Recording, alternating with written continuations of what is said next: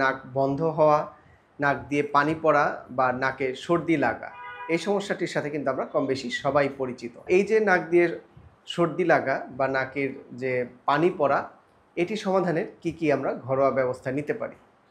প্রথমত, এই যে নাক দিয়ে পানি পড়ে বা নাকে সর্দি লাগে, এটির কারণ কি? অনেক কারণ আছে।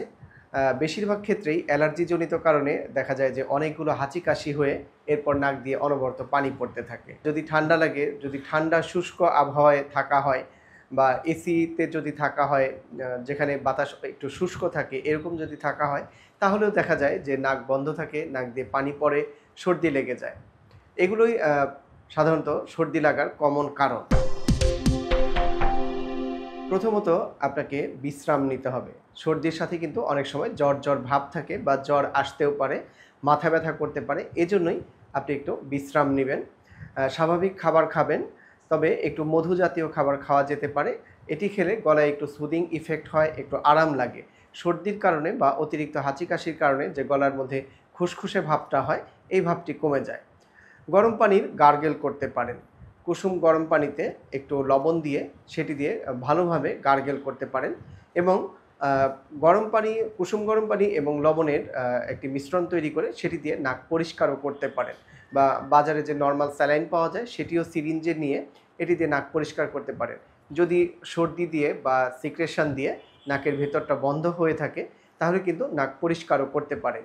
সিরিঞ্জের সুইটি খুলে ফেলে সিরিঞ্জের ভেতর নর্মাল স্যালাইন নিয়ে সেটি দিয়ে নাক পরিষ্কার করতে পারেন। প্রচুর পরিমাণে তরল জাতীয় খাবার খাবেন, ফলের জুস, প্রচুর পরিমাণে পানি এবং পানি জাতীয় খাবার গ্রহণ করতে হবে।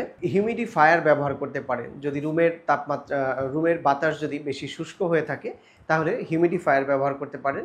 যদি হিউমিডিফায়ার না থাকে, তাহলে একটি ভেজা টাওয়েল বা ভেজা গামছা রুমে মেলে দিয়ে টেবিল ফ্যান বা সিলিং ফ্যান ছেড়ে দিতে পারেন। কুসুম গরম পানিতে লবণ দিয়ে যে ধোঁয়াটা ওঠে, এই ধোঁয়ার ভাপ নিতে পারেন নিঃশ্বাসের সাথে, অথবা গরম পানির মধ্যে মেন্থল ক্রিস্টাল দেওয়ার পর যে ধোঁয়া ওঠে, এই ধোঁয়াটিও আপনি নিঃশ্বাসের সাথে নিতে পারেন। মুখ হা করে এই ধোঁয়াটি মুখের ভেতর নিয়ে নাক দিয়ে ছাড়বেন, আবার নাক দিয়ে নিঃশ্বাসের সাথে এই ভাপটি নিয়ে মুখ দিয়ে ছাড়বেন। এইভাবে গরম পানির মধ্যে লবণ দিয়ে বা মেন্থল ক্রিস্টাল দিয়ে গরম পানির যে ভাপ ওঠে, এই ভাপটি নিঃশ্বাসের সাথে নিতে পারেন।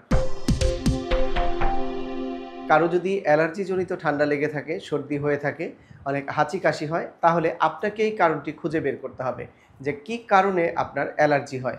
যদি সেটি খাবারজনিত হয়, যে খাবারে আপনার অ্যালার্জি হয় সেই খাবারটি পরিহার করতে হবে।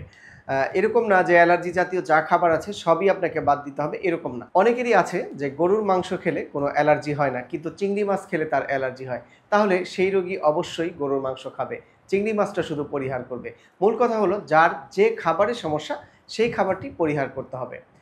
একইভাবে পরিবেশের বিষয়ে সচেতন থাকতে হবে। যদি দেখেন যে আপনার ধুলাবালিতে গেলে অতিরিক্ত হাঁচি কাশি হয়, নাক দিয়ে সর্দি পড়ে, তাহলে ধুলাবালি এড়িয়ে চলতে হবে। ধুলাবালিতে যাওয়ার আগে মাস্ক পরিধান করতে হবে। অনেকের ক্ষেত্রে বৃষ্টির পানি, সূর্যের আলোতেও এই ধরনের অ্যালার্জি হয়ে থাকে, সেক্ষেত্রে ছাতা ব্যবহার করতে হবে, ফুল স্লিভ জামা কাপড় পরতে হবে।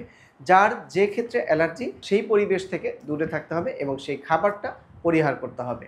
যদি এই ঘরোয়া পদ্ধতিতেও আপনার নাকের সর্দি, হাঁচি কাশি বা অ্যালার্জির সমস্যার সমাধান না হয়, তাহলে কিন্তু অবশ্যই একজন নাক কান গলা বিশেষজ্ঞ চিকিৎসকের পরামর্শ নিতে হবে এবং যদি পরীক্ষা নিরীক্ষার প্রয়োজন হয়, তাহলে পরীক্ষা নিরীক্ষা করতে হবে এবং অ্যালার্জি কমানোর জন্য বা নাকের সিক্রেশন বা সর্দি কমানোর জন্য যদি ওষুধপত্র প্রয়োজন হয়, তাহলে সেগুলো গ্রহণ করতে হবে।